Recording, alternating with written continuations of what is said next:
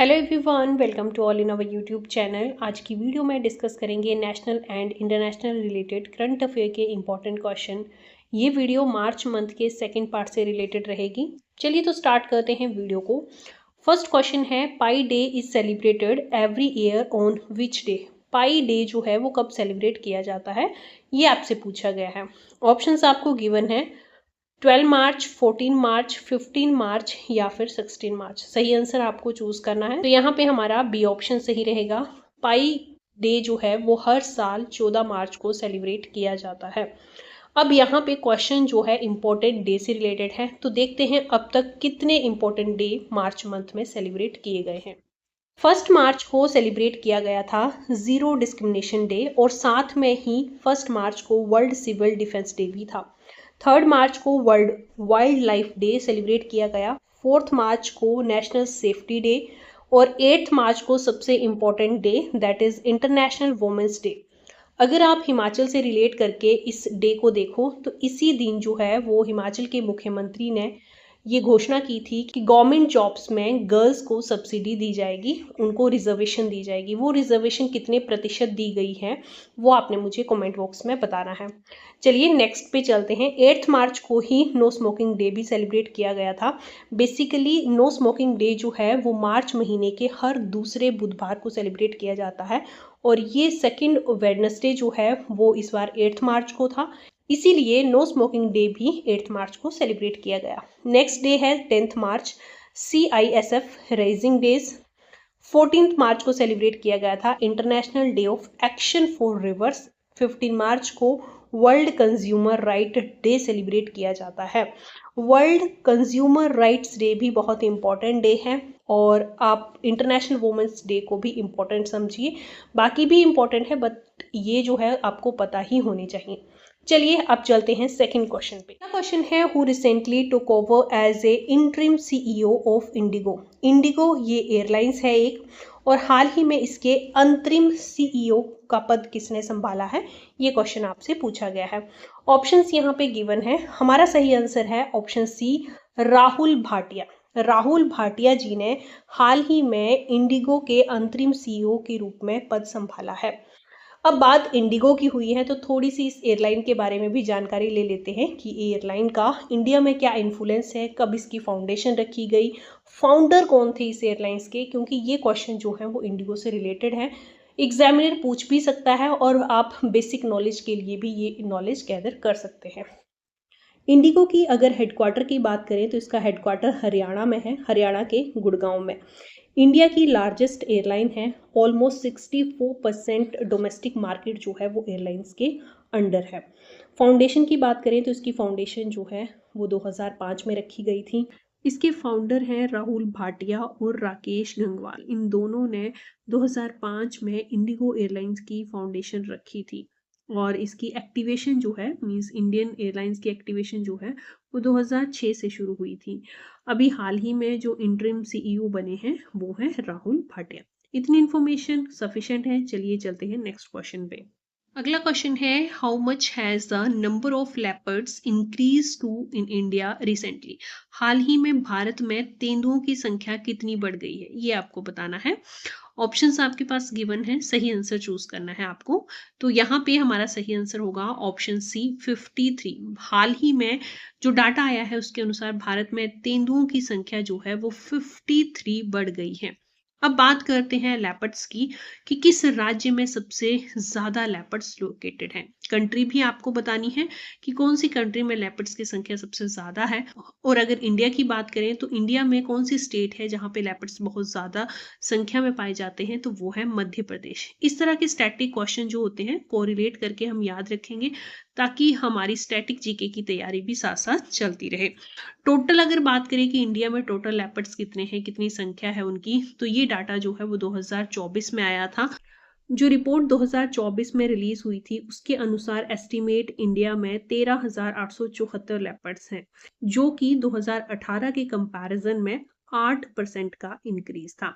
सबसे ज्यादा किस स्टेट में लेपर्ड्स हैं, तो वो है मध्य प्रदेश, और कितनी संख्या है वहां पे अप्रोक्सीमेट, तो 3,907 संख्या है।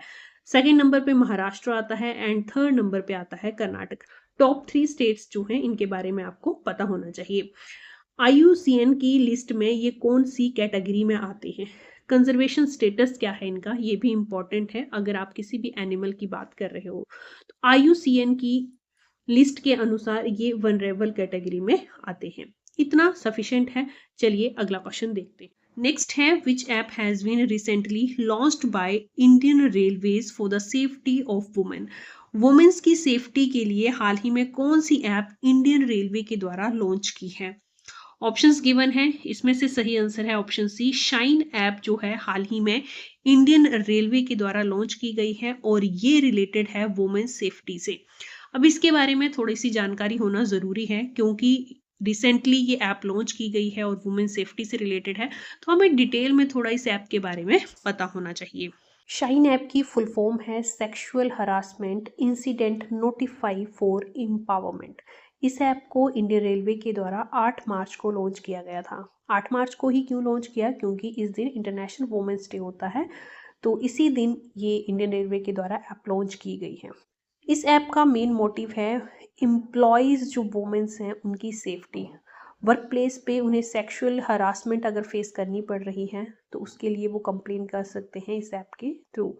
असेस किया जाएगा इसे HRMSA के द्वारा, जिसकी फुल फॉर्म है ह्यूमन रिसोर्सेज मैनेजमेंट सिस्टम, ताकि कंप्लेन को फास्ट ट्रैक किया जा सके और इंटरनल कंप्लेन कमेटी जो है वो वर्क प्लेस पे सेफ्टी को इन्हांस कर सके।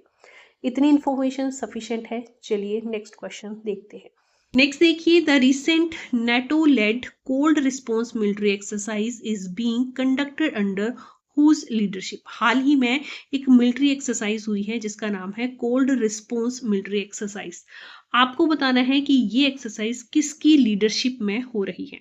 ऑप्शंस हैं इजिप्ट, नॉर्वे, ब्राजील या फिर इनमें से कोई भी नहीं। तो ये मिलिट्री एक्सरसाइज जो है वो नॉर्वे की लीडरशिप में आयोजित की जा रही है। B option is the correct answer. अब बात यहाँ पे नॉर्वे की हुई है, तो चलिए डिटेल में थोड़ी सी जानकारी हम नॉर्वे के बारे में लेते हैं कि कंट्री की कैपिटल क्या है, करेंसी क्या है और यहाँ के प्रेजेंट टाइम में जो लीडर हैं वो कौन है। नॉर्वे की कैपिटल की अगर बात करें तो ओस्लो जो है वो नॉर्वे की कैपिटल है। ओस्लो नॉर्वे की कैपिटल होने के साथ साथ नॉर्वे की इकोनॉमिक हब और कंट्री की सबसे बड़ी सिटी भी है। अगर करेंसी की बात करें तो नॉर्वेयन क्रोन जो है वो यहाँ की करेंसी है। यहाँ के प्रेजेंट टाइम में प्राइम मिनिस्टर हैं जोनेस गार्बो। ये लेबर पार्टी से बिलोंग करते हैं और इन्होंने अपना पद संभाला था 2021 में।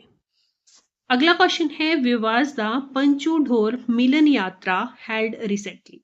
पंचू ढोर मिलन यात्रा हाल ही में कहाँ पे संपन्न हुई है, ये आपको बताना है। ऑप्शंस हैं केरला, असम, ओडिशा या फिर इनमें से कोई भी नहीं। तो ये मिलन यात्रा जो है हाल ही में उड़ीसा में आयोजित की गई थी। C option is the correct answer. अब बात यहाँ पे उड़ीसा की हुई है, तो चलिए मैप में देखते हैं उड़ीसा को। अगर हम बात करें उड़ीसा की तो उड़ीसा की कैपिटल है भुवनेश्वरम। यहाँ के प्रेजेंट टाइम में मुख्यमंत्री हैं मोहन चरण मांझी, जो कि बीजेपी पार्टी से बिलोंग करते हैं। 2024 में इन्होंने अपना पद संभाला था। और गवर्नर की अगर बात करें तो गवर्नर का नाम है डॉक्टर हरि बाबू कंभपति।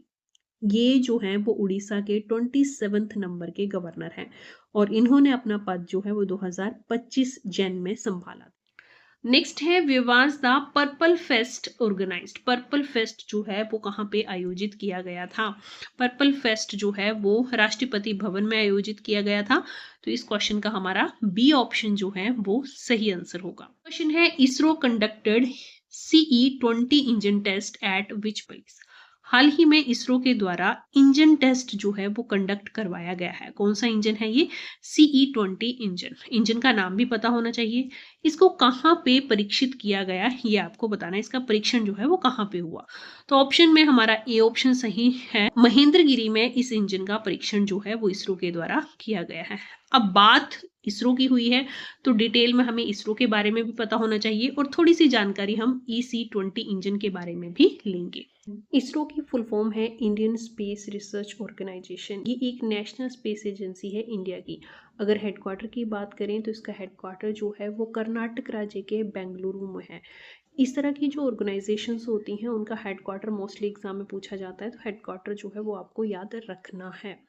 इसकी फॉर्मेशन जो है वो 1969 में की गई थी। अगर पर्टिकुलर डेट आपसे पूछ ली जाए तो आपको याद रखना है कि स्वतंत्रता दिवस के दिन 15 अगस्त को ही इसकी फॉर्मेशन रखी गई थी।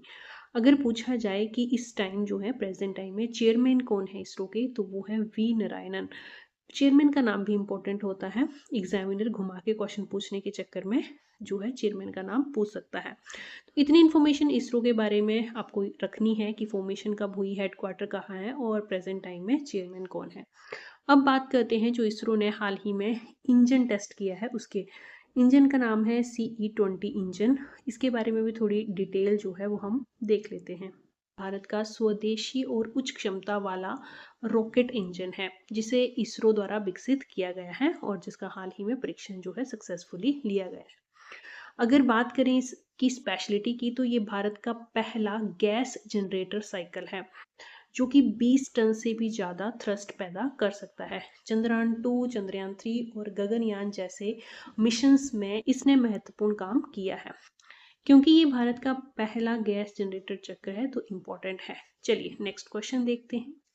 नेक्स्ट क्वेश्चन है 24 speed post service has been launched by which department. 24 speed post ये सर्विस जो है हाल ही में इंडियन पोस्ट के द्वारा शुरू की गई है। Option D is the correct answer. Next question है Sahitya Akademi awards are given for works in how many Indian language. Sahitya Akademi पुरस्कार जो है वो कितनी भारतीय भाषाओं में दिए जाते हैं। इसका आंसर आपको बताना है 22, 24, 18 या फिर 26। तो ये जो पुरस्कार है जिसका नाम है साहित्य अकादमी पुरस्कार, ये 24 इंडियन लैंग्वेजेस में दिया जाता है। Option B is the correct answer. Next question है आरबीआई की 622वीं केंद्रीय बोर्ड बैठक कहां पर आयोजित हुई है। आरबीआई की सेंट्रल बोर्ड मीटिंग जो है वो हाल ही में पटना में आयोजित की गई। Option C is the correct answer. ये कौन सी एडिशन था इस मीटिंग का, तो ये था 622nd। पटना में आयोजित हुई है। पटना है बिहार की राजधानी, तो हमें बिहार के बारे में थोड़ी इंफॉर्मेशन गैदर करनी पड़ेगी क्योंकि हम जब भी किसी स्टेट के बारे में पढ़ते हैं तो डिटेल में उसके बारे में थोड़ी हम जानकारी लेते हैं ताकि हमारा स्टैटिक जीके भी साथ साथ में कवर होता रहे। तो चलिए मैप में देखते हैं बिहार को। प्रेजेंट टाइम में बिहार के मुख्यमंत्री हैं नीतीश कुमार और यहाँ के गवर्नर हैं सैयद अता हसीन। रिटायर्ड जनरल हैं ये और प्रेजेंट टाइम में ये बिहार के सर्विंग गवर्नर हैं। इतनी इंफॉर्मेशन जो है वो आपको पता होनी चाहिए बिहार से रिलेटेड। आज की वीडियो में बस इतना ही। आई होप ये वीडियो आपके लिए हेल्पफुल और इन्फॉर्मेटिव रही हो। वीडियो पसंद आई हो तो लाइक और हाइप जरूर कर दे। Thanks for watching.